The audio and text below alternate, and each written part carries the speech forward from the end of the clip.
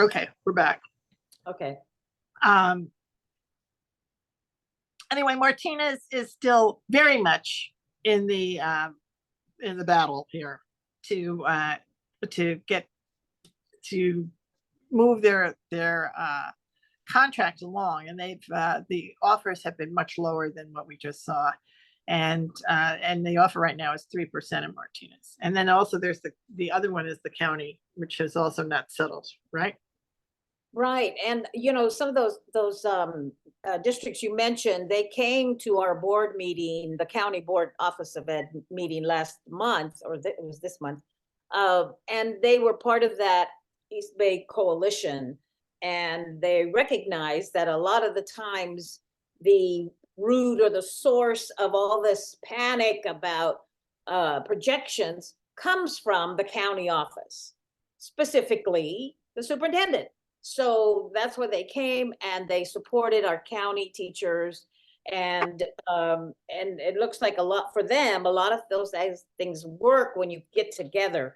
So we probably will see more success in that. I'm hoping, but it's an ongoing fight, and that to me it just is just wrong that these teachers who take the most vulnerable, the most challenging of our students from the districts and teach them, and not only teach them, they love them, they take care of them, they love their jobs, they don't want to go anywhere. They've expressed all of this, and all they're asking of the superintendent is to do the right thing. And so, yeah, I think that's positive that we've made some of those successes in some of those districts. So let's hopefully this trend will keep going and comes to our, And the other news, there is news in the world of the county office, right? Because the legislative analyst office in Sacramento did an entire report about the county offices in general, California county offices of education. Yeah. And I have to tell you, quite honestly, my 3 years have been there, constantly being told, oh, that's not your job, or that you don't have to worry about that. You don't do that. You don't do this. You just approve the budget, and we'll give it to you an hour before you approve it, and then you just rubber stamp it. And it's been a real struggle, but there's been some changes to that, and there's been more explanation about how the money is spent. And so there is a little bit of progress, but it's still not enough, because there should be a lot more transparency. The great thing about this legislative report is that it puts the priorities in place, that there's two main reasons for the office, and one is the students, to educate those students, to provide that alternative education for them, and the operations of it also. But I have to say, in my feeling, that's the climate or the culture is that those schools seem to be like afterthought, or they don't, it doesn't seem to me they're a priority. And we could be doing so much more with them and be so much more successful and be a role model, for the rest of this. Right.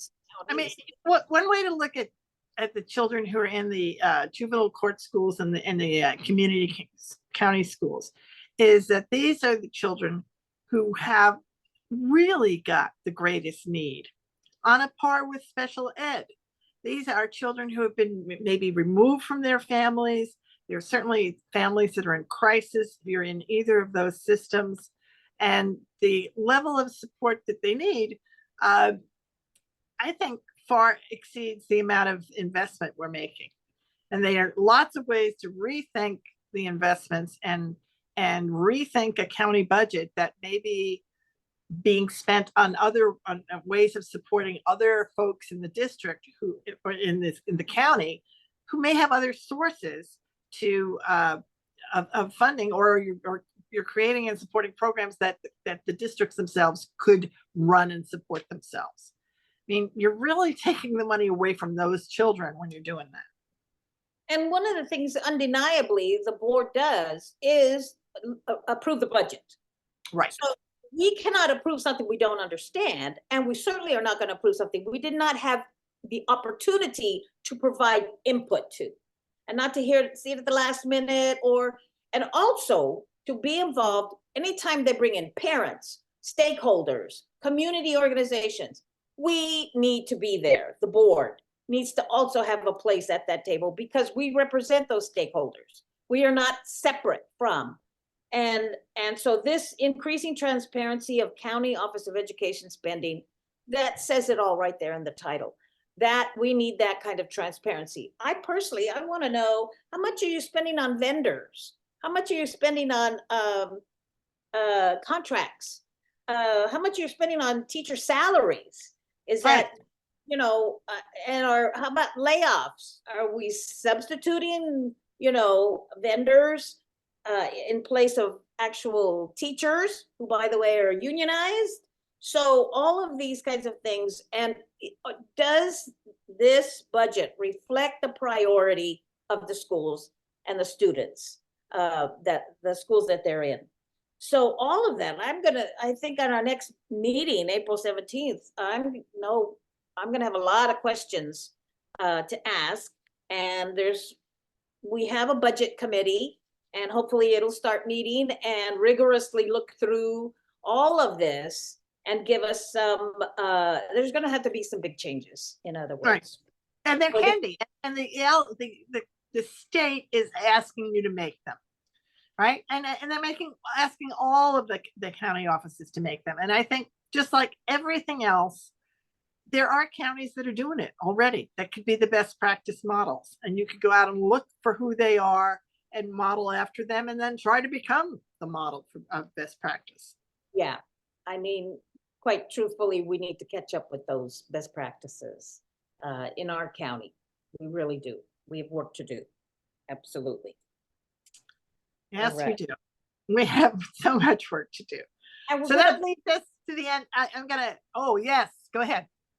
I was just gonna say, we're gonna post this, right? The report. The report. It's called Increasing Transparency of County Office of Education Spending, and I will put it on our Facebook page so that anybody who wants to read it can do so. And finally, we're at our shout out. So this is springtime now. It's a time of new beginnings, and I will say that I have found a principal, a middle school principal, who is a big part of TikTok, and his presentations on TikTok show what it means to be a really successful, truly happy, and completely engaged principal. He understands that his job is that his students cannot be served unless he serves his faculty. And he says it and he shows it. And Mr. Lamb, this is my personal shout out to Mr. Lamb. And however many people are following you on TikTok, I am now just reposting Mr. Lamb because I think Mr. Lamb needs as many reposts as you can get. He is the example of somebody who said the greatest job in the world is being a middle school principal. Not many people say that. No, not at all. Well, yes, he deserves a shout out for sure. Yes, yes. So Mr. Lamb is our shout out. Yep. We wish you all a happy spring break. We'll be back in a couple of weeks here on Between Two Teachers. Bye-bye. Mr. Lamb.